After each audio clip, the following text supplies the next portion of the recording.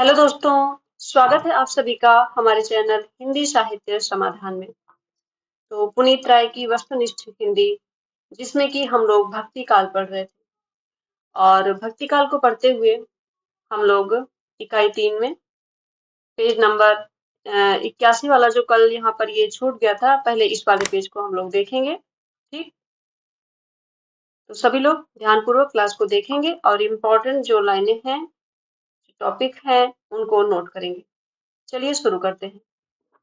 तो ये प्रश्न था कि शास्त्र पूजक संप्रदाय कहाँ प्रचलित था। शास्त्र पूजक संप्रदाय केरल में प्रचलित था। और फिर ये था, यहाँ से ये वाला पेज हमारा ब्लर हो गया था, इसी को हमें दोबारा देखना है कि धर्म ठाकुर, सहजिया, बाउल, सत्यपीर, कर्ता भाजा, ये संप्रदाय कहाँ प्रचलित थे। तो ये संप्रदाय जितने भी थे ये बंगाल में प्रचलित थे। कहाँ पर? बंगाल में। पंच सखा संप्रदाय कहाँ प्रचलित था? उड़ीसा में। वारकरी और महानुभाव संप्रदाय कहाँ प्रचलित था? तो ये महाराष्ट्र में था। निर्गुण भक्ति का आदि स्रोत माना जाता है। निर्गुण भक्ति का आदि स्रोत क्या माना जाता है? श्वेता श्वेतर उपनिषद। सगुण भक्ति का आधार ग्रंथ कौन सा है? तो सगुण भक्ति का आधार ग्रंथ है श्रीमद् भागवत। निर्गुण भक्ति का आधार ग्रंथ श्वेता श्वेतर और सगुण भक्ति का आधार ग्रंथ श्रीमद् भागवत। फिर है कि चूनड़ी क्या है?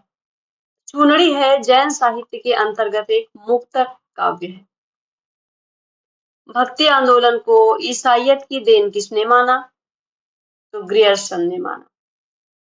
हिंदी में भक्ति साहित्य की परंपरा किससे शुरू होती है? तो हिंदी में जो भक्ति साहित्य की परंपरा की शुरुआत होती है वो नामदेव से होती है। किससे? नामदेव से, जिनका जन्म 1267 ईस्वी में हुआ था। इन्हीं की रचनाओं से भक्ति साहित्य की परंपरा की शुरुआत होती है। भक्ति आंदोलन को ईसाई आक्रमण से पराजित हिंदू जनता की असहाय एवं निराश मनस्थिति से किसने जोड़ा? तो आचार्य शुक्ल ने। भक्ति को धर्म का रसात्मक रूप किसने कहा? तो भक्ति को धर्म का रसात्मक रूप कहने वाले आचार्य शुक्ल जी हैं। फिर एक कथन है कि भक्ति का जोश होता दक्षिण की ओर से धीरे धीरे उत्तर भारत की ओर पहले से ही आ रहा था। राजनीतिक परिवर्तन के कारण शून्य पड़ते हुए जनता के हृदय क्षेत्र में फैलने के लिए पूरा स्थान मिला। ये कथन किसका है? तो ये कथन आचार्य शुक्ल जी का है। पंक्ति, झिलमिल झगड़ा झूलते बाकी रही न काहू, गोरख अटके कालपुर कौन कहावे साहू। पंक्ति किसकी है? तो ये पंक्ति कबीर की है। अगली पंक्ति है कि बहुत दिवस ते हिंदिया शून्य समाधि लगाए, करहा पड़िया गाड़ में दूरी परा पछिताई। ये पंक्ति है कबीरदास की।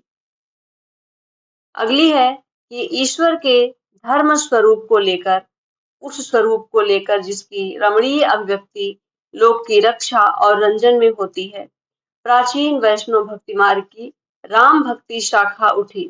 कृष्ण भक्ति शाखा केवल प्रेम स्वरूप ही लेकर नई उमंग में फैली। ये कथन किसका है? तो ये कथन भी आचार्य शुक्ल जी का है।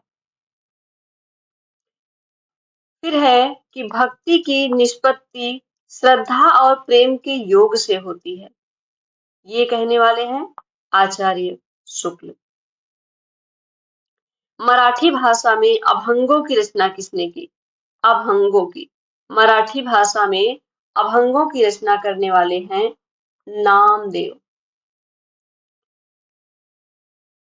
फिर है कि नामदेव के गुरु कौन थे?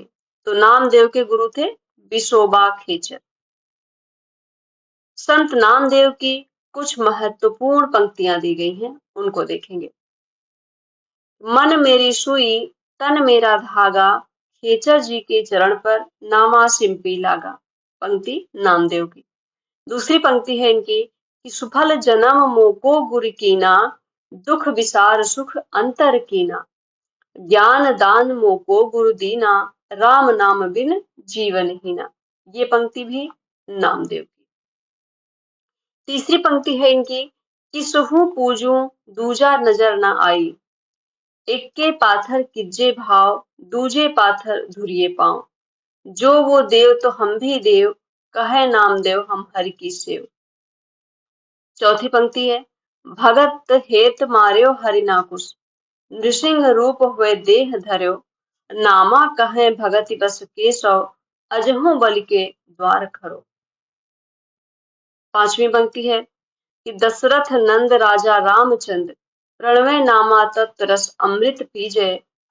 छठवीं है धनि धनि मेधा रोमावली, धनि धनि कृष्ण ओढ़े कांवली, धनि धनि तू माता देवकी, जिह गृह रमैया कमलापति। ये 6 पंक्तियां हो गई और बाकी की आगे की हम लोगों ने कल देख ली थी। इसके बाद हम लोगों ने पढ़ा था, ये 83 पेज भी पढ़ लिया था, 82, 83 और 84। ठीक, 84 तक हमने देखा था। कबीर की पंक्तियां हम देख रहे थे। 5वीं पंक्ति तक हमने पढ़ा था कि सूर समाना चंद में दहु किया घर एक, मन का चिंता तब भया जब कछु पुरबिला लेख। आकाशे मुख औंधा कुआं, पाताले पनिहारी, ताका पानी को हंसा पीवे, बिरला आदि बिचारी। छठी पंक्ति है दिन भर रोजा रहत हैं, रात हनत हैं गाय, यह तो खून व बंदगी, कैसे खुशी खुदाए। 7वीं है कि नैया बिच नदिया डूबत जाए, मुझको तू क्या ढूंढे बंदे, मैं तो तेरे पास में। फिर कबीर की कुछ प्रसिद्ध पंक्तियां दी गई हैं कि है कोई गुर ज्ञानी, जगत मह उलट वेद बूझ है, पानी मह पावक बरे, अंधा ही आँखिन सूझ है। गाय तो नाहर को धरि खायो, हरिता खायो चीता। हरिना क्या होगा यहाँ पे, हरिना, हरिना खायो चीता। 9वीं पंक्ति है साई के संग सासुर आई, संग न सूती स्वाद न जाना, गा जीवन सपने की नाई। 10वीं पंक्ति है हाँ बलि कब देखोगी तो ही, हाँ बलि कब देखोगी तो ही, अहनिस आतुर दर्शन कारण ऐसी व्यापी मोही। 11वीं पंक्ति कि मसी कागद छुयो नहीं, कलम गयो नहीं हाथ। 12वीं है कि तुम जिन जानो गीत है, यह निज ब्रह्म विचार। 13वीं है मैं कहता हूँ आखिर देखी, तू कहता कागद की लेखी। 14वीं है कवि कवि ने कविता मुए, कापड़ी के दारो जाय, केस लूच मुए बरतिया, इनमें किन्हू न पाए। 15वीं अगिन जो लागे नीर में, कंदो जलिया झारी, उत्तर दक्षिण के पंडिता रहे विचार विचार। 16वीं है पांडे कौन कुमति तो ही लागी, कसरे मुल्ला बांग नेवाजा। 17वीं हरि जननी में बालक तोरा, हरि जननी में बालक तोरा। 17वीं पंक्ति कबीर की है ये, हरि जननी में बालक तोरा। 18वीं चलन चलन सब लोग कहत हैं, ना जाने बैकुंठ कहाँ। 19वीं कुशल कुशल ही पूछते, कुशल रहा ना कोय, जरा मुई ना भय मुआ, कुशल कहाँ ते हुए। 20वीं पंक्ति है कि सतगुर हमसु रीझ कर, कहया एक प्रसंग, बदरा बासर वर्षा, वर्षा बादर प्रेम का, भीज गया सब अंग। सतगुर हमसु रीझ कर, कहया एक प्रसंग, वर्षा बादल प्रेम का, भीज गया सब अंग। 21वीं पूरब जन्म हम बाभन होते, ओछे कर्म तपहीना, रामदेव की सेवा चूका, पकड़ जुलाहा कीना। इसके बाद फिर से इनकी पंक्तियां दी हुई हैं। 22वीं है सूरा जो पहचानिए, लरे दीन के हेत, पुरजा पुरजा कटि मरे, कबहू न छाड़े खेत। मूस तो मंजार खायो, स्यारी खायो स्वाना, संतों अचरज। 24वीं है संतों अचरज एक भौं भारी, 24वीं संतों अचरज एक भौं भारी, पुत्र धरल महतारी। 25वीं जेतु बाभन बभनी जाया, तो आन बाँट हुई काहे न आया। 26वीं, हरि मोरा पीऊ में हरि की बहुरिया। कबीरदास जी कहते हैं, हरि मोरा पीऊ में हरि की बहुरिया। 27वीं है, हमन है इश्क मस्ताना, हमन को होशियारी क्या। ये भी कबीर की प्रसिद्ध पंक्ति है। अगली है, हमन है इश्क मस्ताना, हमन को होशियारी क्या, रहे आजाद या जग में, हमन दुनिया से यारी क्या। 28वीं, साईं के सब जीव हैं कीरी कुंजर दोय। साईं के सब जीव हैं कीरी कुंजर दोय। अगली है, निस्दिन खेलत रही सखियन संग, मोहि बड़ा डर लागे। 30वीं, रस गगन गुफा अजर झरे। रस गगन गुफा अजर झरे। 31वीं, माया महा ठगनी हम जानी। 32 है, जाति न पूछो साधु की, पूछ लीजिए ज्ञान। 33वीं, मोरी चुनरी में पड़ गयो दाग पिया। 34, मेरा तेरा मनुआ कैसे एक होई रे। मेरा तेरा मनुआ कैसे एक होई रे।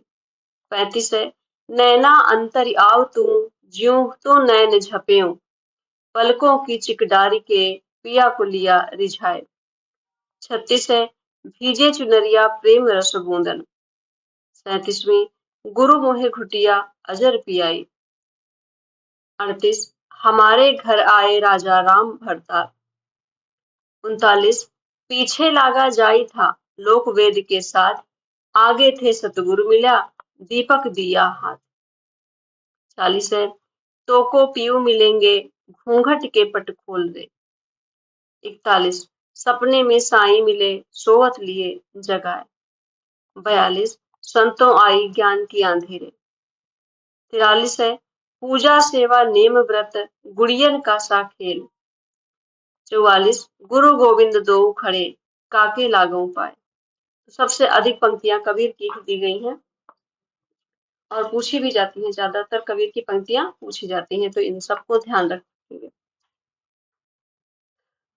फिर देखते हैं कि कबीर का निधन कब और कहाँ हुआ था। तो कबीर का निधन 1418 ईस्वी में मगहर में हुआ था।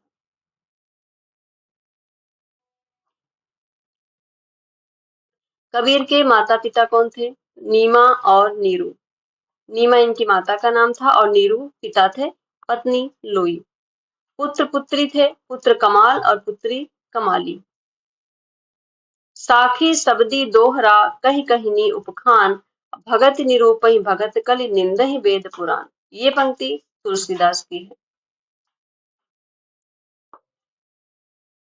अगला प्रश्न है, किन ऐतिहासिक ग्रंथों में कबीर का उल्लेख मिलता है? ऐसा कौन सा ऐतिहासिक ग्रंथ है जिसमें कबीर का उल्लेख मिलता है? तो आईने अकबरी में मिलता है और दारिस्ताने मजाहिब में मिलता है। दो ग्रंथ हैं, आईने अकबरी और दालिस्ताने मजाहिब, जिसमें कबीर का उल्लेख मिलता है। जाके कुटुंब सब ढोर ढोवंत, फिरहि अजहु बनारसी आसा पासा, आचार सहित विप्र करहि दंडवती, तिन तनय रविदास दासानुदासा। ये पंक्ति किसकी है? तो ये रवि कल्याणी का wonderful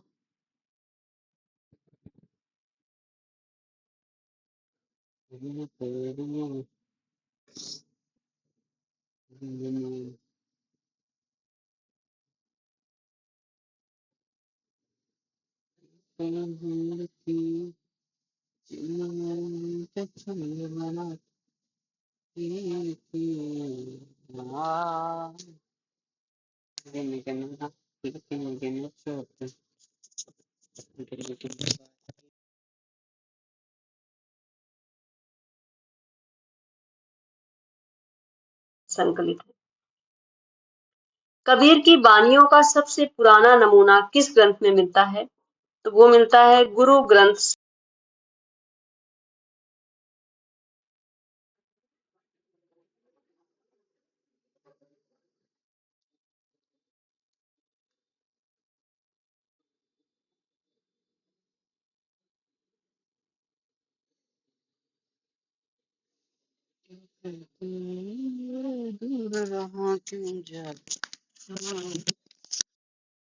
इनकी कविताओं की विशेषता है निरीहता एवं जातीय कुंठाहीनता।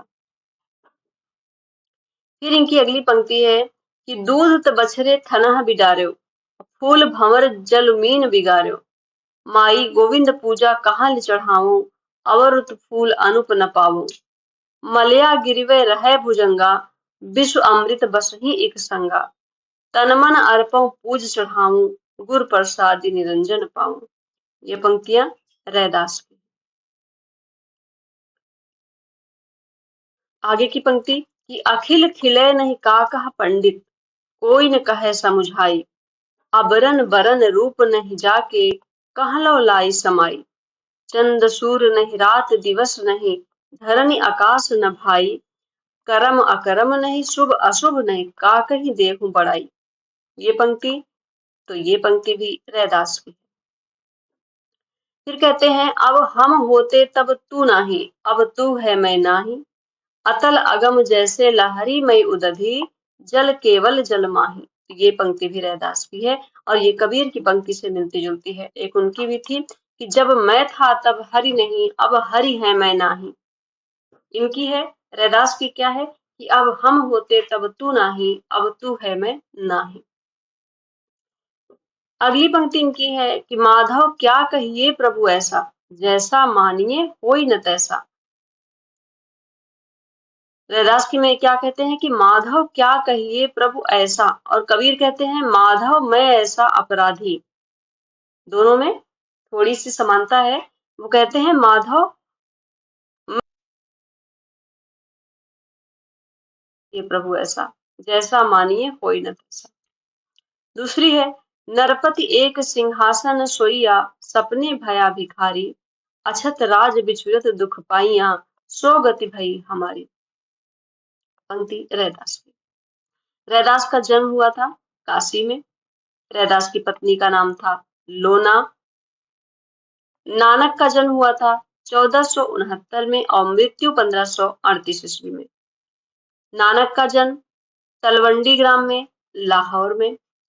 नानक के पिता कालूचंद खत्री, नानक की पत्नी सुलक्षणी, नानक के पुत्र थे दो, श्रीचंद और लक्ष्मीचंद। गुरु नानक की रचनाएं हैं जपू जी, आसादीवार, रहीरास और सोहिला, और ये गुरु ग्रंथ साहिब में संग्रहित है। कौन कौन सी हैं? जपू जी, सोहिला, ये सभी इनकी रचनाएं गुरु ग्रंथ साहिब में संकलित है। नानक की माता का नाम था तृप्ता, पिता कालूचंद और माता तृप्ता। नसीहतनामा ग्रंथ के लेखक कौन है? तो नानक जी हैं। आदि गुरु ग्रंथ साहब में किस प्रकरण में नानक बानी संकलित है? तो आदि गुरु ग्रंथ साहब में जो महला प्रकरण है उसी में नानक बानी संकलित है। किसमें? महला प्रकरण में। उदासी संप्रदाय के प्रवर्तक कौन थे? तो श्रीचंद, जो नानक के पुत्र थे श्रीचंद, वही उदासी संप्रदाय के प्रवर्तक थे। एक पंक्ति है कि इस दमदा मैनू कीबे भरोसा, आया आया न आया न आया, यह संसार रैनदा सुपना, कहीं देखा कहीं ना ही दिखाया। ये पंक्ति गुरु नानक। जो नर दुख में दुख नहीं माने, नानक। आवे जाने आपे देई, आखै सिभ केई केई, जिसनो बख्शे सिफत सलाह, नानक पातिशाही पातिशाहू। पंक्ति है नानक। फिर है कि नानक ने छंदों का प्रयोग नहीं किया है, इनके पद राग रागिनियों में रचित है। नानक ने जितने भी पद लिखे हैं उसमें किसी भी छंद का प्रयोग नहीं किया है। इनके जितने भी पद हैं वो राग रागिनियों में रचे गए हैं। अगली पंक्ति है कि खुरसान खमसान किया हिंदुस्तान डराइया, आपे दोष न देई करता जपुकर मुगल चढ़ाइया, एकती मार पई कुरलाने तय की दर्द न आइया। पंक्ति है नानक। जिन सिर सोहन पटिया, मांगी पाए संधूर, ते सिर काती मुनि यहाँ।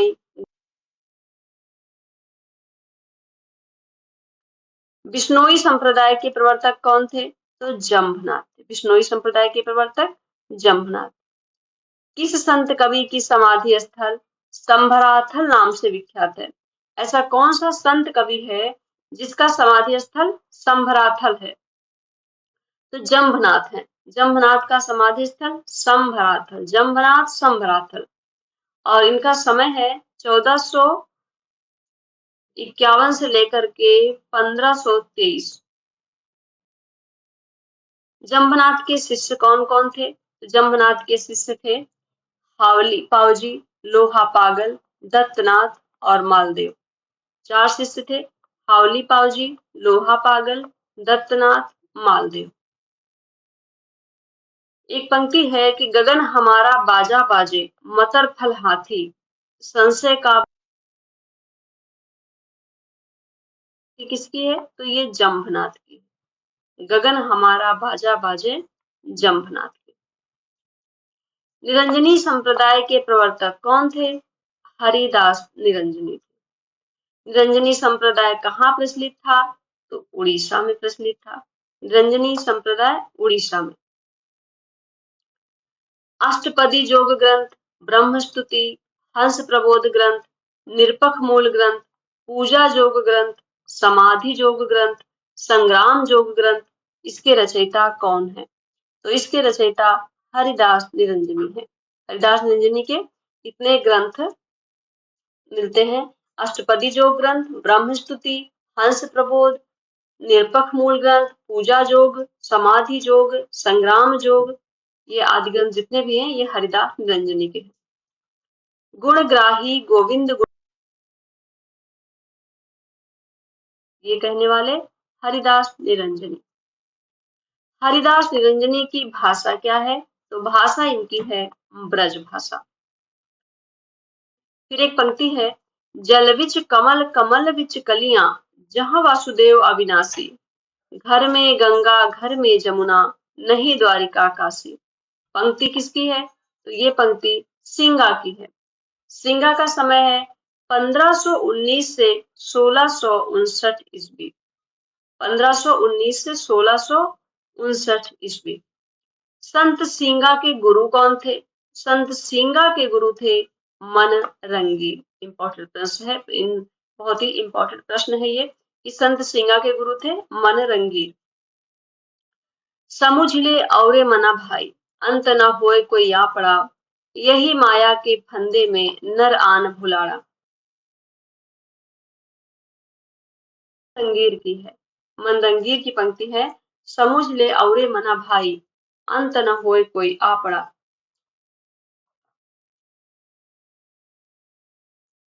यही माया के फंदे में नर आन भुलाड़ा। फिर है कि संत लाल दास, जिनका समय है 1540 से 1648। 1540 से 1648 इन्होंने किस पंथ का प्रवर्तन किया? तो संत लाल दास ने लाल पंथ का प्रवर्तन किया, जो कहाँ पे है? अलवर में। दादू पंथ के प्रवर्तक कौन थे? तो दादू पंथ के प्रवर्तक दादू दयाल थे। और दादू दयाल का समय क्या है? 1544 से 1603 ईस्वी। इंपॉर्टेंट है। दादू दयाल का जन्म 1544 से 1603 ईस्वी और ये दादू पंथ के प्रवर्तक थे। निरंजनी संप्रदाय का प्रमुख मठ कहाँ है? अभी हमने देखा निरंजनी संप्रदाय किसका है?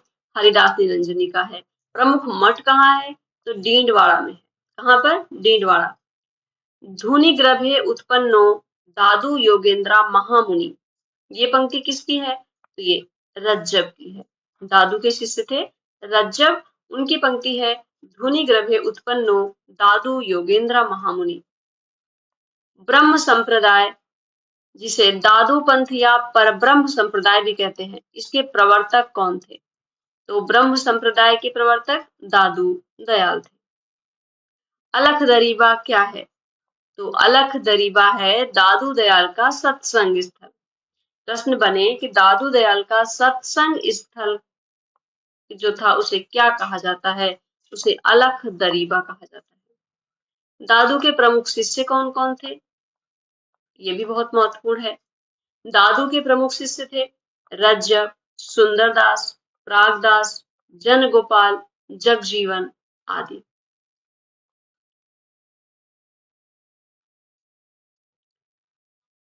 तो आज के लिए बस इतना ही। आगे की क्लास को हम कंटिन्यू नेक्स्ट क्लास में करेंगे। तब तक के लिए आप सभी का बहुत